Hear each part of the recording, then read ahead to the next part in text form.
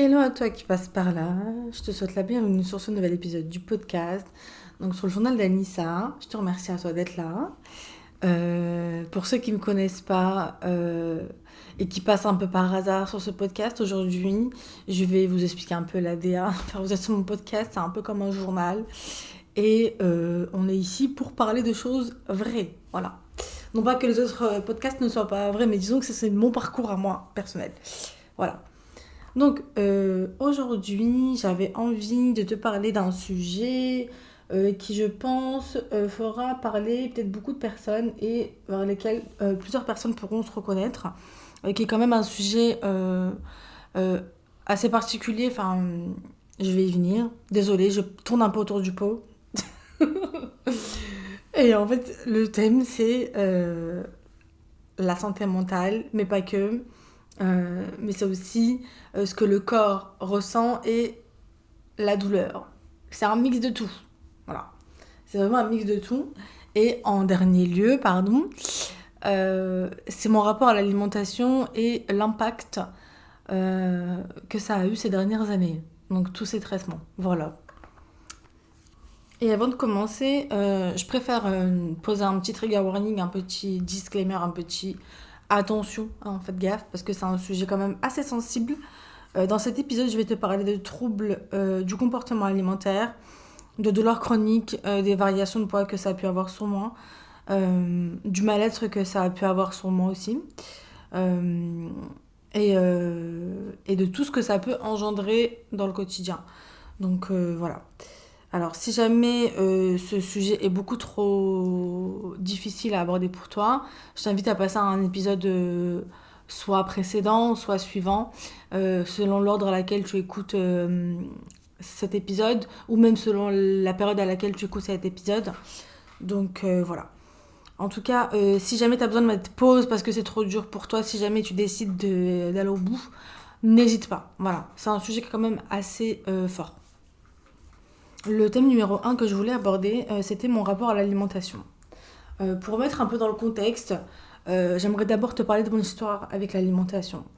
Et c'est vrai que je suis une personne qui a beaucoup alterné entre des extrêmes, entre beaucoup d'extrêmes dans le sens où j'ai eu des périodes où je m'alimentais vraiment pas, quasi pas.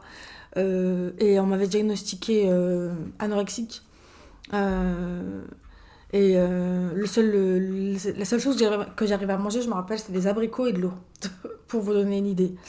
Et il y a des moments où j'oscille entre des périodes, je dirais, d'hyperphagie, où je mange énormément. Et au point finalement de me sentir mal, dans le sens où je vais manger et ça va vraiment me faire mal au ventre, en fait, au final. Et c'est vrai que dans cette sensation de trop-plein, euh, en fait, quand je mangeais énormément comme ça et que j'étais vraiment pleine, quoi, j'avais envie de vomir. Voilà, je vous le dis. Et c'est vrai que, comme je vous le disais, et puis aussi il y a l'inverse, donc l'extrême opposé, c'est ces moments en fait où je mangeais presque rien. Vraiment, quasi rien. Des journées entières à boire que du café le ventre vide, de l'eau, café, eau, abricot, c'était tout. Et vous devez vous dire, mais elle dit en rigolant. Et pour vous recontextualiser, je suis une personne qui est. Je dirais que je suis comme ça. Enfin, je suis quelqu'un qui rigole peut-être beaucoup des sujets qui sont peut-être pas toujours faciles à aborder. Et souvent, quand je parle de choses qui me touchent personnellement, j'aborde les choses de cette manière-là. Et ça plaît ou ça plaît pas. Mais disons que c'est ma manière de faire et d'être. Voilà. Et c'est vrai que durant toutes ces journées où je passais mon temps à boire énormément de café et à ne pas manger parce que je suis trop stressée, trop anxieuse, en fait, au bout d'un moment, euh, disons que c'était plus possible, quoi. Mon corps, en fait, il suivait plus.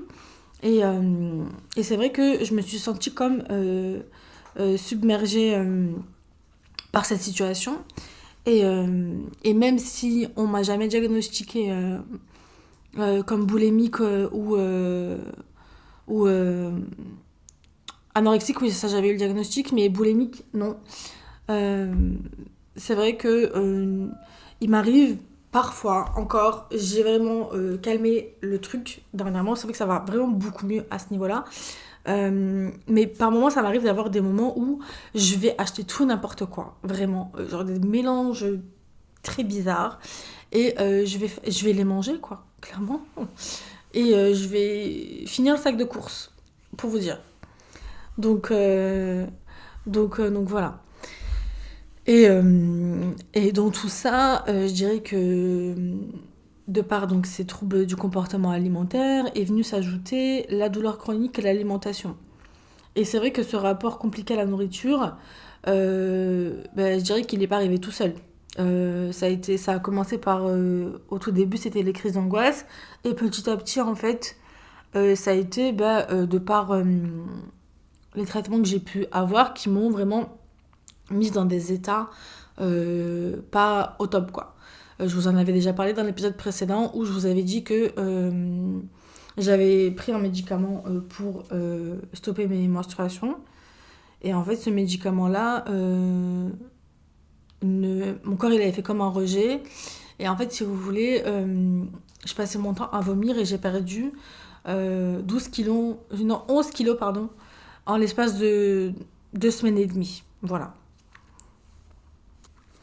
Et c'est vrai que quand on vit avec des douleurs chroniques, notamment avec une endométriose, un syndrome des ovaires polykystiques, une fibromyalgie, de l'adénomiose, autre, c'est vrai que la douleur, elle fatigue énormément. Que ce soit le mental, le corps. Et en fait, elle vient complètement bouleverser le rapport qu'on a à notre corps et l'équilibre qu'on tentait de trouver ces dernières années. Et c'est vrai que ça remet absolument tout en question quand on a un diagnostic d'une maladie chronique. Et c'est vrai que à tout ça, donc à tout ce combo-là, donc troubles du comportement alimentaire, maladie chronique, sont venus s'ajouter, comme je vous ai dit, les traitements. Et ce sont des traitements qui sont quand même assez lourds, qui m'ont certains fait perdre du poids, d'autres prendre du poids. Et c'est vrai que voir son corps changer sans trop le vouloir, c'est ne plus se reconnaître dans le miroir en fait. Et c'est vrai que c'est hyper violent. Au-delà du fait que notre corps, lorsqu'on a des problèmes de santé comme ça, gynécologiques, on est vraiment un peu comme ballotté à droite à gauche et on a l'impression de plus être maître en fait de son propre corps et d'appartenir à la médecine concrètement. C'est ça le terme, vraiment. Euh, Combien de fois je me suis retrouvée dans un cabinet de médecin à avoir un médecin qui me dit il y a l'interne qui est ici, ça vous dérange? Et genre, j'étais là en mode est-ce que ça me dérange? Est-ce que ça me dérange pas? Est-ce que ça me dérange? Est-ce que ça me dérange pas? Et du coup, vu qu'il était déjà dans la pièce, genre, ok, alors qu'au final, au fond de moi, ça me dérangeait qu'il soit là. Mais on m'a comme imposé le truc de que l'interne soit là, quoi. Donc, bon, ça, c'est encore un autre sujet. Et, mais bon, d'un côté, vous me direz, il faut quand même qu'ils apprennent euh, ces internes. Mais bon, la manière dont c'est amené, c'est pas toujours fait de la bonne manière. De par ce que j'ai pu voir ici sur Marseille, dans les hôpitaux universitaires. Enfin bref, le sujet, c'est pas ça. Euh, En fait, tout ça pour dire que le fait de pas se reconnaître dans le miroir, c'est vraiment très déstabilisant en fait. Et on a l'impression, ouais c'est ça, de pas se reconnaître. Et en fait, c'est vrai que dans ces moments-là, forcément, lorsqu'on se sent pas bien, que ce soit physiquement, mentalement, euh, qu'on vit des effets secondaires au niveau des traitements qui sont quand même assez durs à vivre, c'est vrai qu'au bout d'un moment, l'impact sur l'estime de soi, il est quand même assez important. Et le regard qu'on porte sur son corps aussi, et surtout notre rapport à l'alimentation, il change. Et c'est vrai que ça aussi, c'est quelque chose dont, de nouveau, on ne parle pas beaucoup dans le cadre de suivi d'endométriose. Voilà, je dis ça, je dis rien. Je pose ça là comme ça.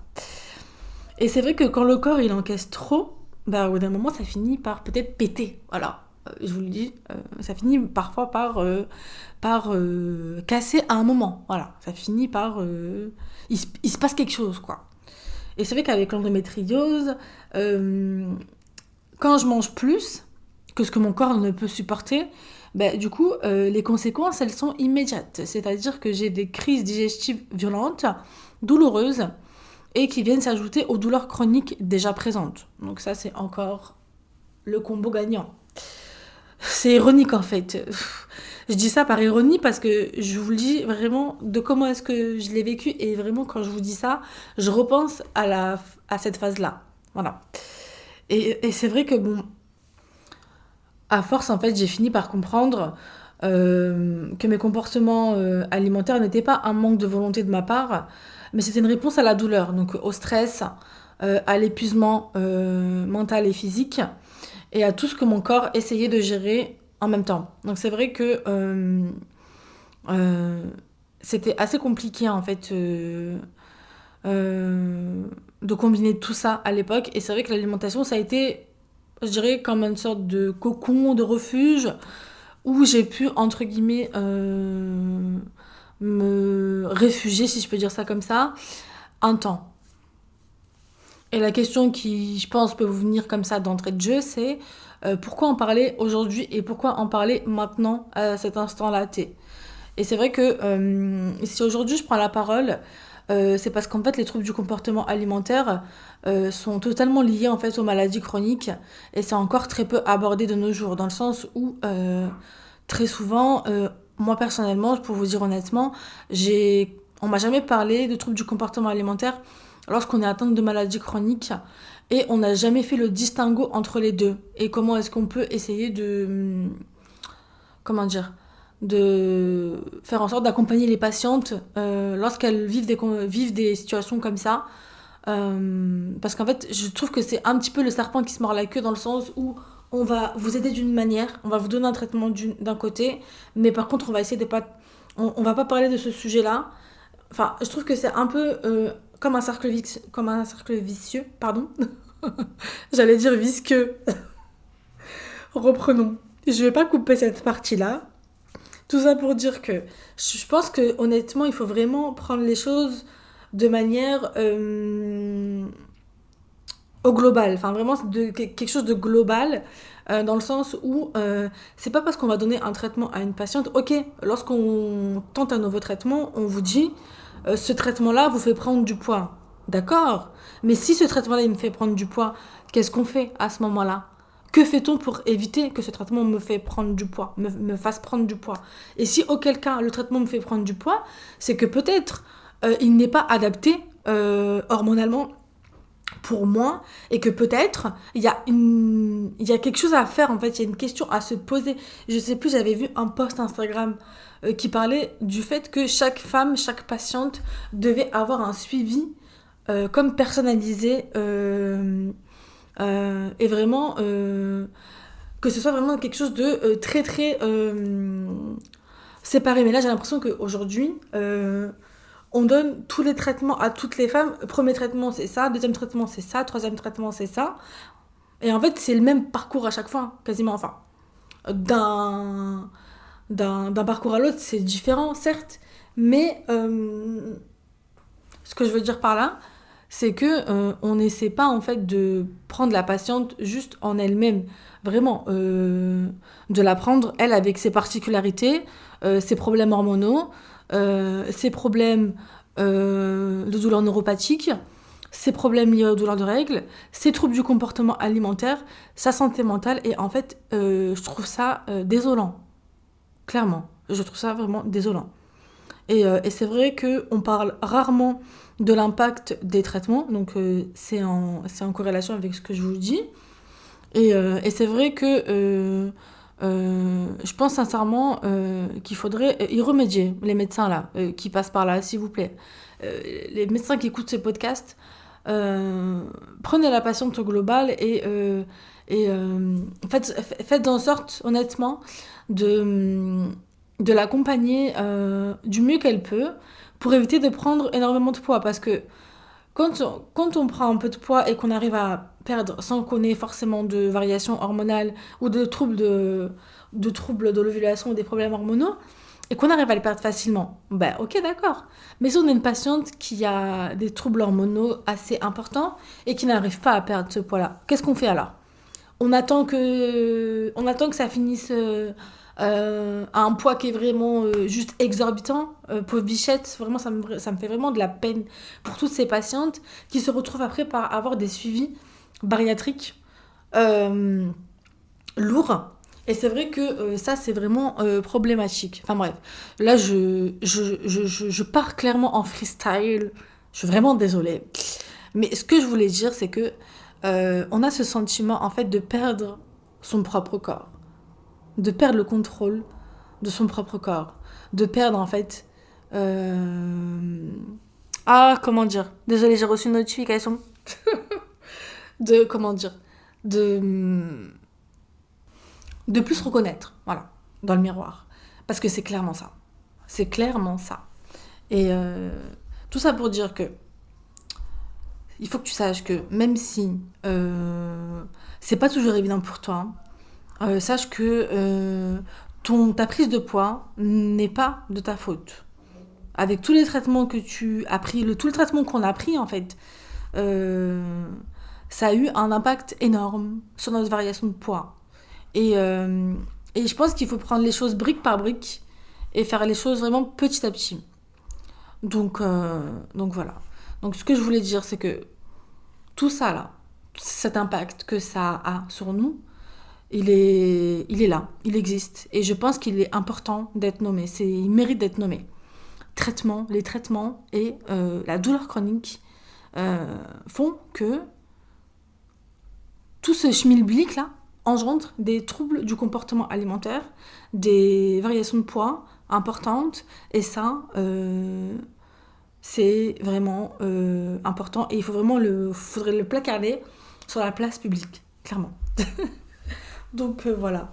En tout cas, si tu te reconnais dans ce que je viens de te partager, sache que tu n'es pas seule et que tout comme toi, moi j'ai vécu aussi ce type de parcours et c'est vrai que c'est pas forcément toujours évident à vivre. Si demain tu ressens le besoin d'en parler par message, n'hésite vraiment pas à venir me voir sur Instagram et à m'écrire.